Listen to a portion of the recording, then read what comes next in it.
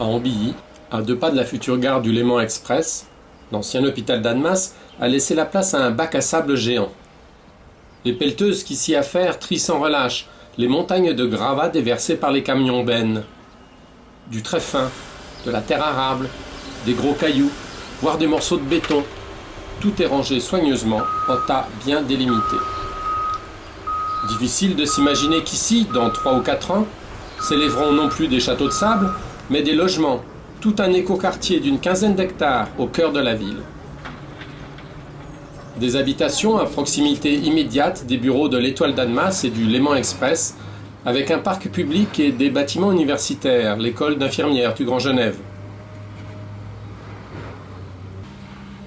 Cet important programme attendra cependant la fin des travaux du CEVA pour démarrer. D'ici là, on en reste au bac à sable géant, qui permet de substantielles économies sur le budget des travaux du futur réseau express lémanique. Sur le parcours français entre la gare d'Annemasse et la frontière, les parois parisiennes sont presque achevées. Il s'agit maintenant de creuser et c'est juste à côté, sur le terrain de l'ancien hôpital, qu'on entrepose les monceaux de terre excavés. À Genève, on avait eu la même bonne idée. Les premières études pensaient utiliser les gravats du CEVA en provenance des tunnels des Eaux Vives et de Champel pour remblayer un morceau de lac dans le but d'y construire la future plage des Eaux Vives. Hélas, c'est le prix de la démocratie. Les Genevois ont préféré, en votation, protéger les ébats des brochets et des ferrats. Du coup, il faut envoyer les montagnes de terre beaucoup plus loin, ce qui coûte plus cher et pollue davantage. Au final, la plage sera construite quand même, pour le plus grand plaisir des riverains, mais avec moins de remblais et d'emprise sur le lac. Pour le plus grand bonheur donc, des ombres qui y fraient, des poules d'eau et des grèbes huppées. Du coup, ce bout de lac en cul-de-sac risque à la longue de se transformer en marécage à moustiques. Au point que certains ont imaginé, le 1er avril, d'y installer une vague artificielle pour y faire du surf. L'idée n'est pas si mauvaise et puis ça brasserait l'eau. Sauf que la vague aboutirait directement dans le port de la nautique. Pas sûr que les plaisanciers du célèbre club de voile y trouvent leur compte. Depuis 4 ans que les travaux ont vraiment commencé, les choses ont énormément changé sur tous les chantiers du Léman Express. La plupart sont désormais recouverts et l'on ne voit quasiment plus rien de ce qui se passe dessous. Même les entrées des tunnels sont fermées et dedans, on creuse.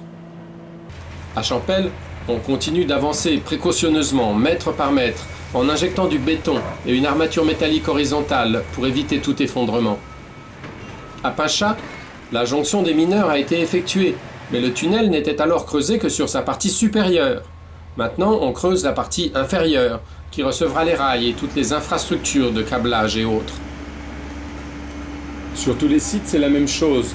Les travaux ont profondément modifié le paysage, et ce qui n'était il y a 4 ans qu'un terrain boueux, comme ici au Bachet de Peuzet, a laissé la place à des esplanades bétonnées, goudronnées, même si tout cela est encore provisoire. Il ne s'agit que de faciliter le confort des ouvriers et la commodité des travaux, mais on est encore loin de l'aspect définitif qui sera nettement plus paysager. À proximité des gares, la verdure et l'urbanisme reprendront leurs droits et pour ce qui est des tunnels profonds, la géographie des lieux ne sera pas modifiée au niveau du sol. Les discussions continuent entre l'État et les communes et parfois les particuliers sur l'aspect définitif des aménagements. Un accord vient d'être signé au Lancy. Ailleurs, c'est la question des sorties de secours qui pose problème. Imposées par Berne tous les 500 mètres après un changement de loi fédérale, elles sont une des causes de surcoût et pas franchement très jolies. Depuis la sortie de la gare d'Annemasse, le CEVA sera enterré, mais en surface, en tranchées couvertes, tout au long de sa partie française, de Tonnet et des Trois Chênes. Et même, lorsqu'il est en léger surplomb, il restera recouvert, pour réduire les nuisances aux immeubles voisins. Recouvert et surmonté d'une voie verte, accessible aux piétons, cyclistes et autres trottinettes, d'Annemasse aux Eaux Vives, et de fait à la plage. Pour l'heure, les pelles mécaniques peaufinent le talus du Remblai. À Carouge aussi, les choses prennent forme et le futur pont est pratiquement terminé. C'est l'une des pièces maîtresses du Léman Express qui permettra de franchir l'Arve. Il ne reste plus qu'à faire riper l'imposant ouvrage d'art par-dessus la rivière, sur son emplacement définitif, ce qui doit être fait ces jours-ci, avant le 15 avril, date prévue pour son inauguration. Entre Lancy-Pont-Rouge et Annemasse, sur une 12aine de kilomètres, ce sera le seul endroit d'où les usagers du train pourront apercevoir les lumières du jour ou de la nuit, pendant quelques secondes à peine.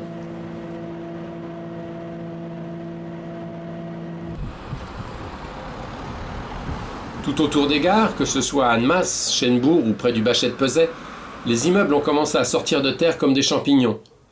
Aux eaux vives et à la Praille, on attend encore, mais cela ne saurait tarder. En Suisse comme en France, c'est la même chose, on construit partout et vite. Au point qu'un Genevois, qui serait parti il y a une demi-douzaine d'années, aurait bien du mal à reconnaître certains quartiers de sa ville. Et ce n'est que le début.